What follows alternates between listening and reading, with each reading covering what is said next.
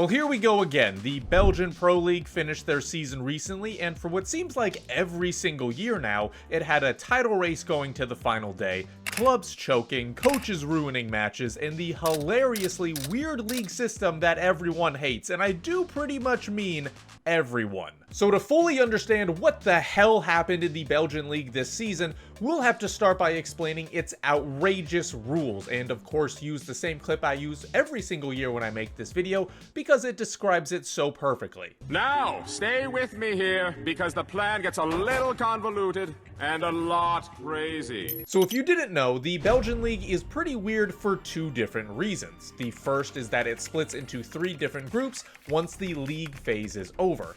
One group is the championship group, then you have the conference league group, and then the relegation group, and they're all exactly what it sounds like. Once a club is put into one of these 3 groups, they'll play every other opponent in their respective group 2 times, once at home and once away. Now, the groups aren't split completely evenly since there are 16 clubs in the league, so the first 2 groups have 6 clubs and the relegation group has 4. So that means the championship and conference league group has 10 additional matches, while the relegation group has 6. Now, a league splitting into different groups once it finishes is actually not that uncommon. We see it in a few different countries in Europe, like in Switzerland or in Scotland, but the main reason why it's so different in Belgium is because it takes away half of the amount of points for every single club just after the league split occurs. Except, of course, for the relegation group, because, that would be too weird. So that means the table just after the split will be the same in terms of club position, but their point totals will be much, much closer. And in the cases where a club has an odd number of points, it will get rounded up, and then it will be halved. To show you what I mean, this is the table before the split, with Genk on top with 68 points, and Club Brugge in second with 59. That 9-point gap was reduced to 4 since Genk would start with 34 points and Bruges would get rounded up to 60 before then getting cut in half to 30. So why does this happen in the first place? Well, supposedly it's because it adds parity and fresh competition to the league, making it so the best teams play each other with closer point totals, resulting in a more exciting league finish, and that it actually does. However, that's mostly just for the higher-ups who want more money, because when you ask actual fans of the league, they all hate it, and I mean really hate it.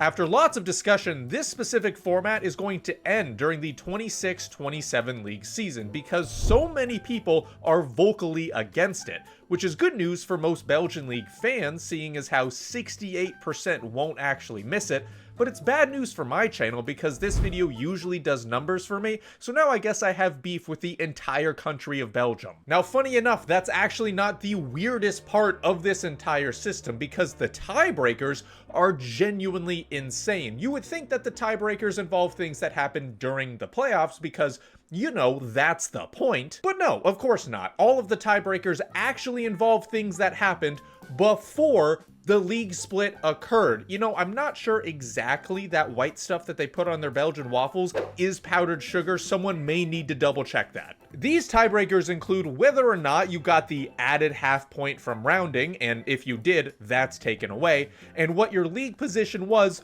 before the split. So they aren't even normal tiebreakers like goal difference or something. They just decided to do whatever the hell they wanted, and no club has suffered this more in recent years than USG. Union Saint-Gilloise is one of the most historic clubs in Belgium, being the 3rd most winningest club in the entire competition. However, all of their titles have come before the 1940s. Literally every other club that's still active in the Belgian league system has won a title more recently besides Cercle Bruges.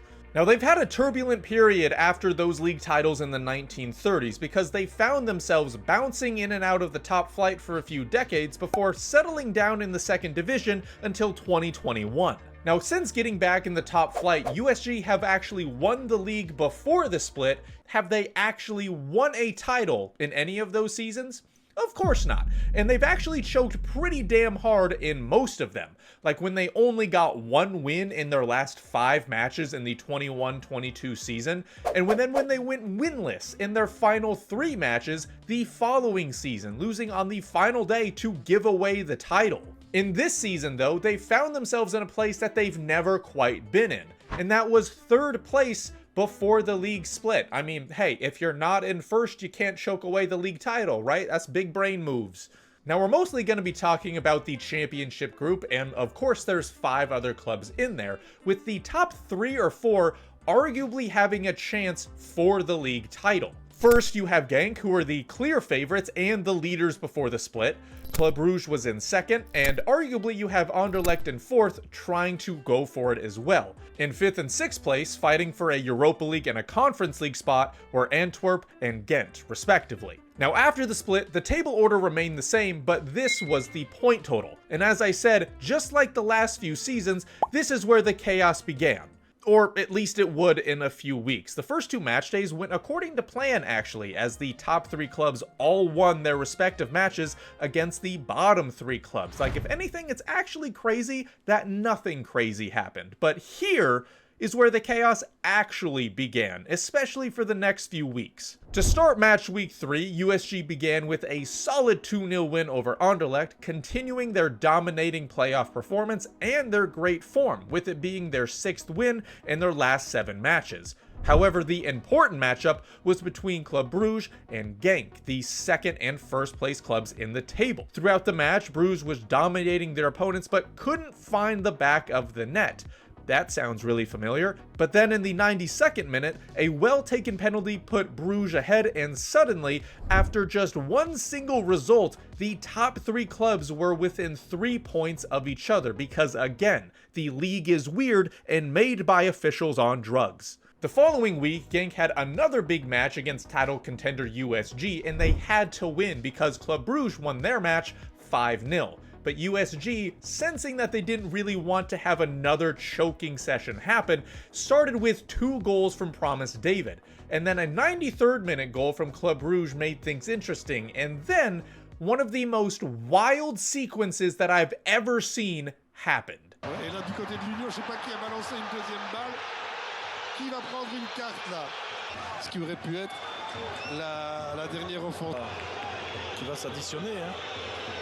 Now, I'm not sure that I've actually seen anything like this. I mean, we've seen cheating like Luis Suarez using his hands in the World Cup, but this is something else entirely, and I can only assume that that USG coach has been there the past 3 years and had had enough at that point. So in back-to-back weeks, Genk lost to a title-contending rival, making Genk drop to 2nd, Club Brugge leap into 1st, and making the top 3 within 2 points of each other. Now, we haven't really mentioned them much, but the bottom 3 clubs are actually in a race of their own, trying to get a Europa League and a Conference League spot. So real quick, can we just check in to see what the score of one of these matches was? Oh, yeah, no, that's a scoreline, all right. The 5th match week, while not as dramatic as a coach doing the unthinkable, still had a shakeup because Genk dropped more points against the 6th place club, no less, while USG took down the leaders Club Brugge and won 1-0.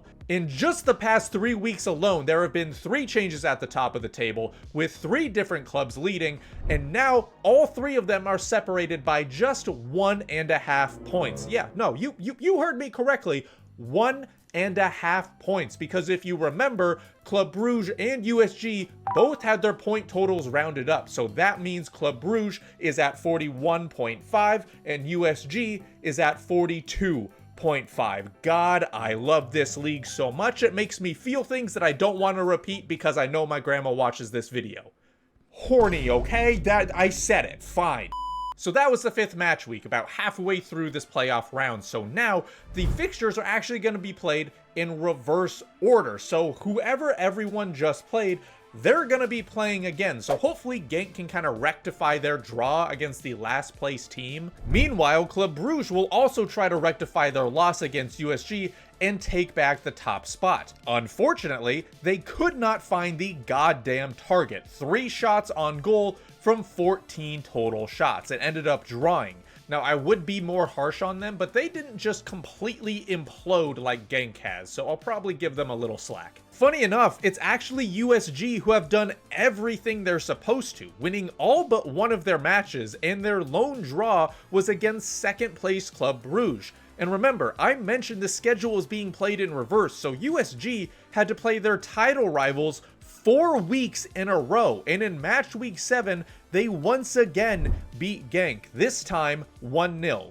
6 wins, 1 draw, and all of their hardest matches have been played. USG is doing the exact opposite that they've done in the past, a reverse choke, a Heimlich maneuver, if you will. Now, the following 2 weeks, in matchday 8 and 9, both USG and Club Brugge won their matches, while Genk fell so far behind that they were out of the running, getting only 1 point from matchday 3 to matchday 8, and all the while losing all of their matches to their title rivals. And just like a few years ago, the title came down to the final day. Oh my god, I forgot about all the other clubs again. Okay, so Ghent actually lost literally all but one of their matches, so they had no chance. Anderlecht solidified their 4th spot by week 7, meaning the 5th spot for the Conference League playoff went to Antwerp. Did I just say playoff? Yes, I did. There is another playoff match, this time between the 5th place club in the championship group, being Antwerp, and the winner of the Conference League group, Sporting Charleroi. The league phase was finished, the clubs were split, the points were halved, all the matches were finished, but oh no, that's not enough. Let's have a club in 5th play a club in 7th, because we're Belgium, where rules and order don't exist. Rain falls upwards here, and people unironically listen to AJR. What is in the white powder, Belgium? Explain yourselves. But anyway, Sporting Charleroi won on a 95th minute winner from an attacker weaving through the defense and quickly readjusting his body to slot his shot into the corner. You know, just the boring and basic stuff. Going into the final day, the top 2 clubs were separated by just a single point. And for Club Brugge, they had to win and then hope that USG dropped points. But the mission for USG was a lot more simple. Win. Just win. Win the game to win the league. Now, at halftime, both matches were actually level 1-1, and thoughts of the previous 3 years were flooding the minds of every USG player, coach, and fan. But then, the leading goal scorer of the championship group, Promise David, did what he did best and scored a second half brace to secure the win and secure the title for the very first time for USG in 90 years, since 1935. And don't feel too bad for Club Brugge, because they won the Belgian Cup just a few weeks prior. In a year of ending trophy droughts and winning trophies for the very first time, it's fitting that USG would win the league, especially in the fashion that they did it in. Congratulations to USG, and thank you once again to the Belgian League officials for their drug-induced rules to make all of this possible in the first place. I hope the rules that you're adding in the next couple of years are even more ridiculous. Maybe add a golden snitch, why the hell not?